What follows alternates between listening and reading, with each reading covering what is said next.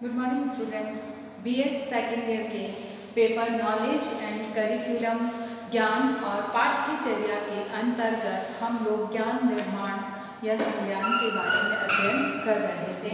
इसके पहले वाले वीडियोस में हम लोगों ने ज्ञान के विभिन्न मनोवैज्ञानिक दृष्टिकोण मनोवैज्ञानिकों की दृष्टि में संज्ञान क्या है या जानना क्या है, उसकी विशेषताओं आदि के बारे में अध्ययन कर चुके थे। आज हम देखने वाले हैं कि इसके उद्देश्य, आवश्यकता, महत्व क्या है, क्योंकि इस ज्ञान निर्माण का क्योंकि किसी भी ज्ञान का निर्माण निश्चित उद्देश्य के तहत ही किया जाता है, चाहे उसे उद्देश्य को, चाहे महत्व को, चाहे आवश्यकता को।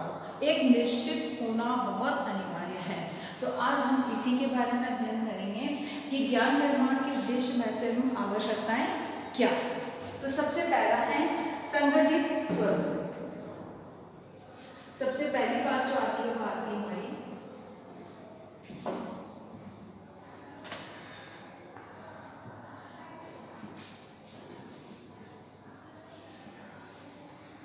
संगठित स्वरूप, क्योंकि ज्ञान का संगठित होना बहुत अनिवार्य है।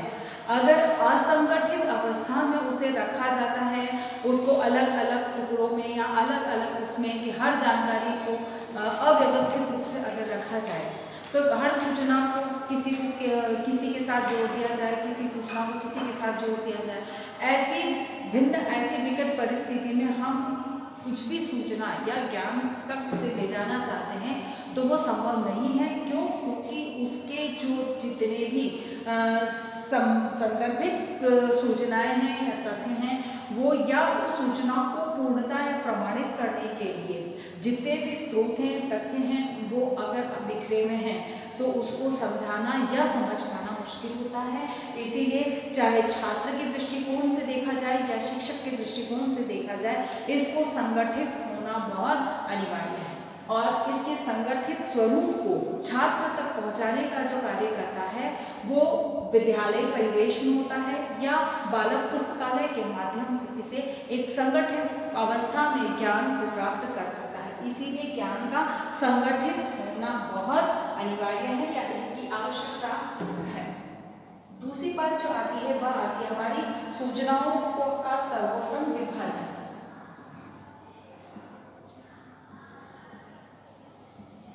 सूचनाओं का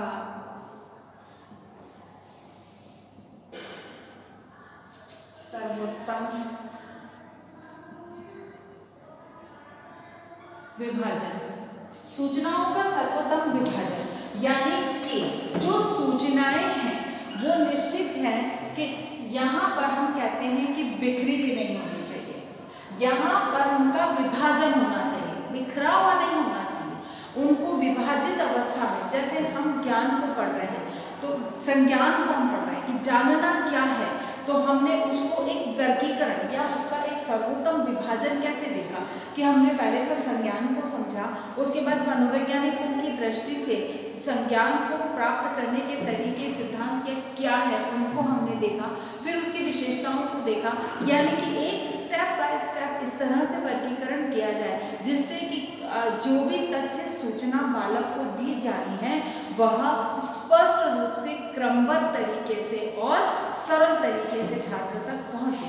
इसीलिए ज्ञान निर्माण का जो उद्देश्य है वह है कि सूचनाओं का सर्वोत्तम विभाजन किया जाए, जिससे कि उसको बालक को, जो मनोविज्ञान का सिद्धांत कहता है या उसकी मान्यता है कि ज्ञान बालक को सरल से कठिन की ओर लेके जाना चाहिए, ज्ञात से अज्ञात की ओर लेके जाना चाहिए।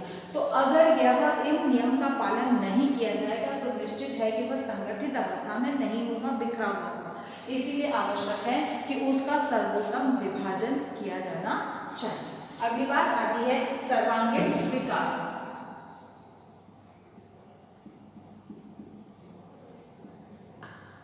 सर्वांगीण विकास निश्चित है कि सर्वांगीण विकास बालक का शिक्षा का उद्देश्य ही सर्वांगीण विकास होता है। तो ऐसे में यह अनिवार्य हो जाता है कि हम ज्ञान को इस तरह से सुसंगठित करें कि उसमें बालक का सभी क्षेत्रों से संबंधित, कहना चाहिए कि सर्वांगीण विकास में हम बालक के संबंधित विकास की ओर ध्यान देते हैं। यानी कि बालक का बौद्धिक, मानसिक, शारीरिक, आर्थिक, सामाजिक, सांस्कृतिक सभी क्षेत्रों में विकास को हम ध्यान देते हैं। तो इसीलिए ज्ञान का जब निर्माण किया जाता है या उसका उद्देश्य या उसकी आवश्यकता होती है वो इस आधार पर होती है कि बालक का सर्वांगीण विकास किया जा सके। फिर आधुनिक शिक्षा व्यवस्था में उपयोगी।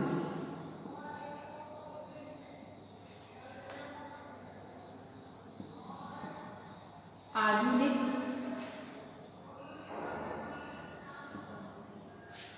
शिक्षा व्यवस्था में उपयोगी। आधुनिक शिक्षा व्यवस्था में उपयोगी क्योंकि आधुनिक शिक्षा व्यवस्था में छात्रों की जो सोच है या छात्रों का जो रुझान है वो ये कहा जाए कि उनकी अपनी आवश्यकता और रुचि के अनुसार वो सूचनाओं को एकत्रित करना चाहते हैं या सूचनाओं को जानना चाहते हैं। क्योंकि जिसमें उनकी रुचि नहीं है तो बालक उससे संबंधित ज्ञान को प्राप्त करने में या उससे संबंधित सूचना को एकत्रित करने में रुचि नहीं रखेगा। इसीलिए बालक की अपनी आवश्यकता और रुचि के अनुसार बालक वर्तमान समय में बालकों की मानसिकता यही है कि उनकी आवश्यकता और रुचि के अनुसार ज्ञान को या सूचनाओं को एकत्रित करें। तो वर्तमान अवस्था में या ज्ञान का निर्माण का जो उद्देश्य है वो बालक की आधुनिक शिक्षा यानी कि आधुनिक वर्तमान समय में जो आवश्यकता अनुरूप शिक्षा की बात कही जाती है उसकी पूर्ति हो सके। और इसीलिए विद्यालय और पुस्तकालय व्यवस्था के अंतर्गत इस बात का ध्यान रखा जाता है कि बालक की आधुनिक शिक्षा की व्यवस्था पूर्ण रूप से पूर्ण हो सके या आधुनिक मांग के अनुसार उसको शिक्षा प्रदान की जा सके। अगली बात आती है सूचनाओं के प्रबंधन के लिए।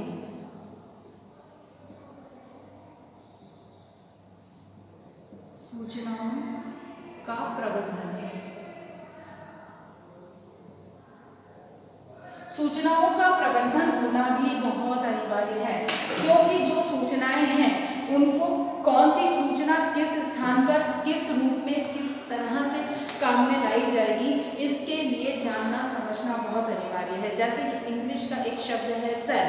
अब सेल को हम बैटरी के रूप में भी उपयोग में लाते हैं, हमारे वस्तु को बेचने के नाम से भी हम सेल का उपयोग करते हैं और यहाँ पर हमारे शरीर की कोशिकाओं के लिए भी हम सेल शब्द का उपयोग करते हैं। यानी कि ये सेल स्पेलिंग इनकी अलग अलग है। इस आधार पर ये चीज़ समझना कि कौन से सेल का किस स्थान पर कैसे उपयोग किया जाएगा। तो यहाँ कहा जाए कि सूचनाओं का प्रबंधन इस तरह से किया जाए कि जिस तरह की सूचना जहाँ पर जिस तरह की सूचना की आवश्यकता है वह सूचना बालक को आसानी से प्राप्त हो सके। अर्थात कि एक तरह से ये कहा जाए कि ज्ञान निर्माण का जो संपूर्ण स्थान है या संपूर्ण दायित्व है वो विद्यालय और पुस्तकालय पर होता है। इसीलिए सूचनाओं का प्रबंधन जो व्यवस्था में उसका सही प्रबंधन करने का सबसे महत्वपूर्ण जो स्थान है वह है पुस्तकालय और फिर बाद में विद्यालय कि इनके माध्यम से बालक तक सूचनाओं को सही ढंग से और सही व्यवस्थित रूप में प्रदान की जाती है जो कि बालक के विकास में आवश्यक मानी गई। नेक्स्ट जो बात आती है वह आती है संश्लेषण और विश्लेषण की योग्यता।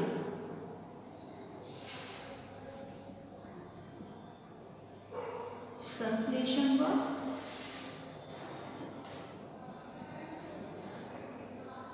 विश्लेषण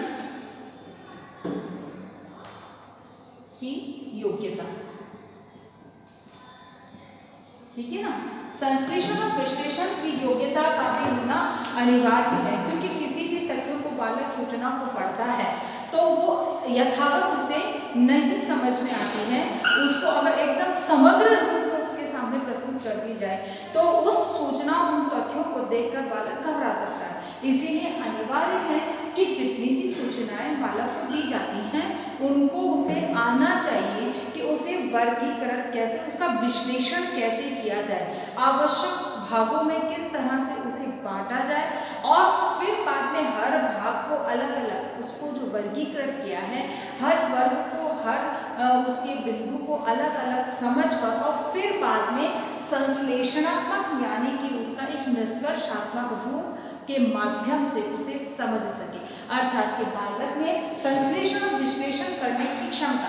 विद्यालय और पुस्तकालय के माध्यम से निश्चित है कि किसी भी सूचना को संश्लेषित और विश्लेषणात्मक अवस्था में प्रस्तुत किया जाता है, लेकिन बालक को खुद भी ये कार्य करना आना चाहिए, जिससे कि जब वो किसी भी तथ्य को, सूचना को का संश्लेषण करके विश्लेषणात्मक दृष्टि से समझता है या निष्कर्ष तक पहुंचता है तो वह ज्ञान उसका स्थायी रूप धारण करता है।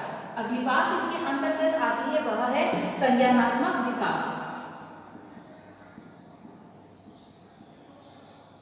संज्ञानात्मक विकास यानी कि बालक का संज्ञानात्मक विकास होना भी बहुत जरूरी है, क्योंकि किसी भी चीज, किसी भी तथ्य को का संज्ञान होना, उसको समझना, उसके बारे में ज्ञान प्राप्त, ज्ञान तक उस चीज को ले जाने में निश्चित है कि उसका विकास सही ढंग से होना चाहिए। अगर सही ढंग से विकास होता है तभी उसको किसी भी तथ्य को संज्ञानात्मक अवस्था तक वो ले जा सकता है। इसीलिए यहाँ पर भी विद्यालय और पुस्तकालय इस बात का प्रयास करते हैं कि बालक के जो विकास या ज्ञान का निर्माण जो हो वो इस तरह से हो कि उसके संज्ञानात्मक यानी कि इसके अंदर उसका बौद्धिक और मानसिक विकास इस तरह से हो कि वो हर तथ्य या सूचना को सरलता से ग्रहण करे।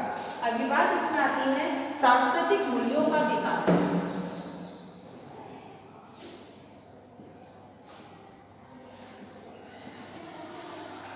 सांस्कृतिक मूल्यों का विकास। सांस्कृतिक मूल्यों का विकास यानी कि एक बालक में, बालक के जो सांस्कृतिक मूल्य है, उसके आसपास, उसके समाज, उसकी सभ्यता के जितने भी सांस्कृतिक मूल्य हैं उनका हस्तांतरण पारिवारिक या सामाजिक विद्यालय के बाहर के वातावरण में होता है, लेकिन उसके बावजूद भी विद्यालय के अंतर्गत या पुस्तकालय के माध्यम से वह विभिन्न प्रकार की सांस्कृतिक जो व्यवस्थाएं हैं उनको समझता है और अपनी व्यवस्था से तुलना करके उसके महत्व को जान पाता है और दूसरी संस्कृति के प्रति सम्मान या उसके प्रति आदर की भावनाओं का विकास कर सकता है, यानी कि दूसरी सभ्यता और संस्कृति को स्वीकार करने की क्षमताओं का विकास कर सकता है। इसीलिए सांस्कृतिक मूल्यों के विकास के लिए भी ज्ञान का निर्माण किया जाता है। नेक्स्ट इसमें आ जाता है दार्शनिक ज्ञान। दार्शनिक ज्ञान, ज्ञान की दार्शनिक अवस्था का होना भी बहुत अनिवार्य है, क्योंकि ज्ञान के अगर हम दर्शन की हम शाखाओं की बात करते हैं तो आदर्शवाद, प्रयोजनवाद, प्रकृतिवाद, यथार्थवाद, ये क्या है? ये एक प्रकार की बालक के ज्ञान प्राप्त करने के लिए उसकी जो एक मानसिक या चिंतनात्मक अवस्थाएं हैं उनको दिशा प्रदान करने के माध्यम माने जा सकते हैं। इसीलिए हमारी शिक्षा व्यवस्था में या हम शिक्षा ज्ञान का निर्माण करते हैं तो इन्हीं आदर्शात्मक क्षेत्रों को ध्यान में रखते हुए जहाँ पर हमें आदर्शात्मक मूल्यों की आवश्यकता है वहाँ हम बालक को आदर्शवादी मूल्यों का ज्ञान प्रदान करते हैं। जहाँ बालक के क्रिया के माध्यम से सीखने की आवश्यकता है तो हम प्रयोजनवाद का उपयोग करते हैं। जहाँ हम जानते हैं, हम सोचते हैं कि प्राकृतिक रूप से जो भी सत्य है उसको स्वीकार करना सीखे बालक को, तो प्रकृतिवाद को।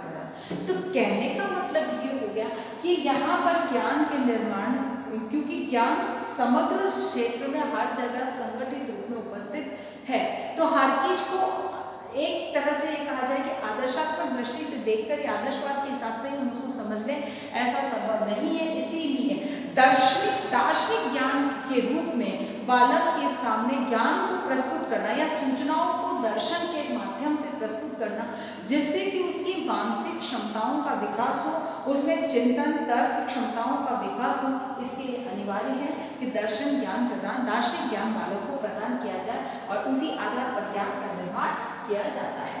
अगला जो हमारा नेक्स्ट पॉइंट जो आता है वो आता है हमारा सर्वोत्तम शैक्षिक वातावरण का निर्माण।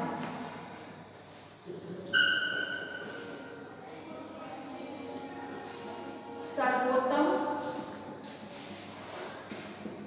शैक्षिक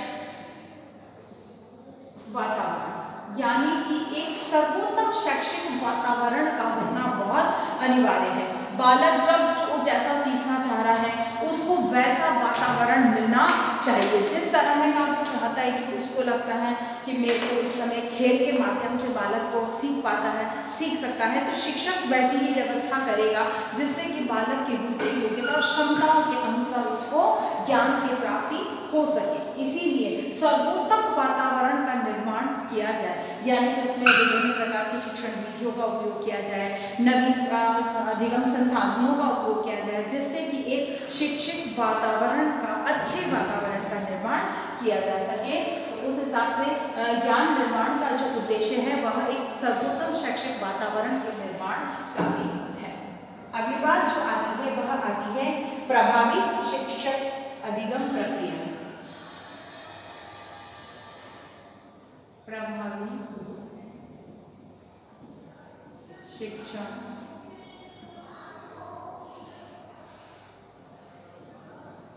अधिगम प्रक्रिया, क्योंकि शिक्षण अधिगम प्रक्रिया का प्रभावी होना भी बहुत जरूरी है।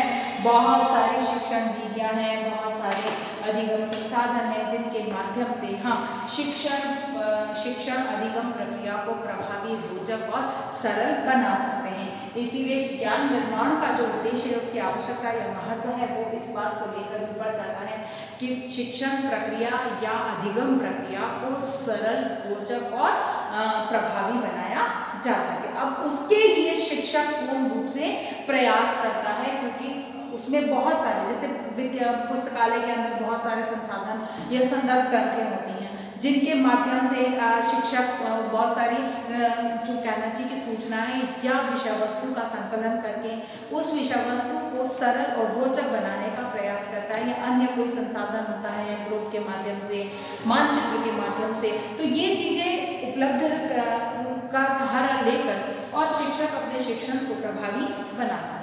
जब शिक्षक जितना प्रभावी ढंग से शिक्षण कार्य करेगा तो निश्चित है कि छात्र के ऊपर उनका प्रभाव पड़ेगा और उनका अधिगम प्रभावित होगा, और जो बालक अरुचिकर उनको लग रहा है या उसको कठिन लग रहा है तो वो चीज़ रुचिकर और सरल बनाई जा सकती है। इसीलिए प्रभावी अधिगम, शिक्षण अधिगम प्रक्रिया के लिए आवश्यक है कि ज्ञान का निर्माण उसी हिसाब से अनुकूल किया जाए। नेक्स्ट और अंतिम बात जो इसमें आती है वो बौद्धिक विकास के लिए उपयोगी। बौद्धिक विकास के लिए उपयोगी निश्चित है, क्योंकि ज्ञान बालक का बौद्धिक विकास करता है, तो इसलिए यह आवश्यक भी हो जाता है कि बालक के बौद्धिक विकास के लिए इसका उपयोग में इस तरह से निर्माण किया जाए कि बालक का बौद्धिक विकास हो सके। कहने का मतलब ये हो गया कि ज्ञान का निर्माण करना या उसका जो आवश्यकता है वह, क्योंकि बालक, ज्ञान क्या है, बालक का बौद्धिक विकास करता है, तो बौद्धिक विकास के लिए क्या है, विभिन्न प्रकार के संसाधन, सूचनाओं का होना उसके पास अनिवार्य है। तो बालक को विभिन्न प्रकार की सूचनाएं उपलब्ध कराना उन संसाधनों के माध्यम से जिससे कि बालक के लिए वो रोचक, आकर्षक बन सके, जिसके आधार पर या उसको ग्रहण करके उसका बौद्धिक विकास हो सके। अर्थात कि ज्ञान निर्माण के उद्देश्य, आवश्यकता और महत्व के आधार पर या इन चीजों, इन बिंदुओं के आधार पर हम समझ सकते हैं कि ज्ञान का जो है वो ज्ञान निर्माण जो है एक निश्चित उद्देश्य या आवश्यकता के आधार पर किया जाना चाहिए। अपनी बात को समाप्त करने से पहले एक होमवर्क जो है वो आपको करना है, गृह कार्य। गृह कार्य का आपका प्रश्न है,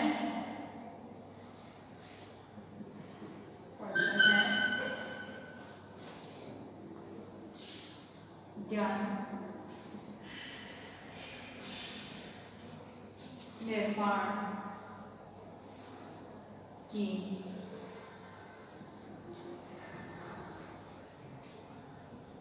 आवश्यकता, महत्व व